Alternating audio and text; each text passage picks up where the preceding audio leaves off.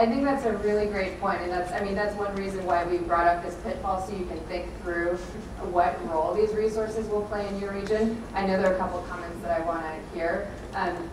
I would say just quickly that I think that we should push our thinking to figure out how much we could do with a limited amount of time each week with these resources. So what would happen if at the beginning of every team meeting you had a 10-minute resource blitz where people got on TFAnet and looked for one resource that would be useful to a core member that they're working with.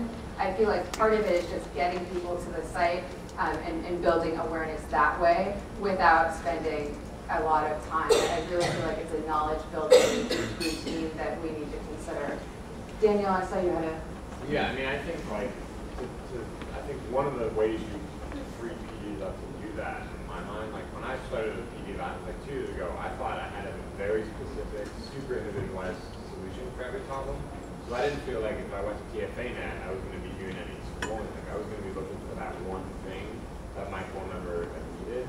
And I think this past year, like at Zach's urging, I've been trying to think about a little bit more broadly about like, could I guide people to a different iteration of that solution that would allow me to access that resource, and it wouldn't be quite as individualized or quite as narrowly defined. And that actually allowed me to like I feel like now I'm like getting on TFAnet to just browse solutions because it helps me better get to the causes in co-investigations. And I feel like we need to start, we need to give ourselves a freedom to do that, as opposed to wait until we know like the exact thing we're looking for, and then you want to be able to find it. And I think once you break out of that paradigm, like, you actually find it very useful. Yeah, I mean, I was just going to say, like, I think this is a great point you bring up, Josh. One of the ways potentially to help get around this is to prompt PDs and all of us really to think, like, what are the 2 or 3 like most likely pitfalls that a core member in secondary ELA is going to face, like when they go through sort of round 0, and like we should look on the resource exchange, look on the SAT, and say like, here are the most likely resources that I'm going to use to like help address that most likely pitfall. And if everyone sort of has that sort of like those three things in their sort of bag of tools or whatever, I think it'll just help not, to Daniel's point, like I have to go and find the exact thing. It's like I generally know like where people are going to go wrong, and I generally know like the kind of thing that I'm going to point them to. And then also that will build a habit. But I think there's a level of like anticipating what are the 2 or 3 like most likely things that are going to go wrong. Where can I like access resources across these platforms to like address those? Thanks.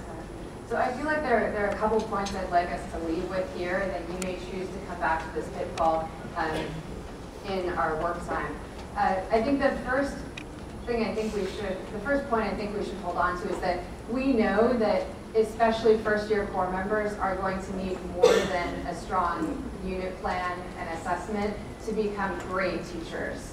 And if we're aiming for ambitious goals that we reach, we know that our teachers are going to need more support than just, well, not just, but then the unit plans and assessments that they're going to be working on in round 0. And I think we also know that there are resources that are aligned to common first beginning of year needs available on TFAnet and on the Resource Exchange. There are videos, there are sample plans, there are content curators who address exactly the things that we may not be able to address directly during round 0. So if we know that our teachers need these resources, the question is, how are we going to connect our teachers to these resources to help them be stronger teachers earlier? And I think the big question is, how are your PDs going to do that, and how are they going to be aware enough of what's available that they can recognize when there's a need and connect their core members to it? I think that clearly you know your region well and you know what your key needs are, and so I just challenge you to think about how do you want your team to be leveraging the online resources that we do have and what support will they need from you in order to be familiar enough to really use that. And I think that you'll obviously make that decision for your region about how it will fit. So there's one other pitfall I think that we may see in early round zero, and this lines back up with things that we were talking about in our conference frame, the things that we were talking about yesterday about how it's possible for a core member to meet Unit 1 ready technically. They may have all the tools they need, but they may really struggle to implement their tools, or they may not understand how to transfer their unit plan into lesson plans that they teach every day. I think this is really important to think about at the PD level if you saw this gap in your region last year. I heard a couple of ideas come up yesterday already about things that folks were thinking about. Paisley was saying that she thought she'd have her team use early round zero pop-ins to look at whether their PD or whether their core members were really using unit plans, and use those opportunities to coach core members and sort of teach them how to implement the unit.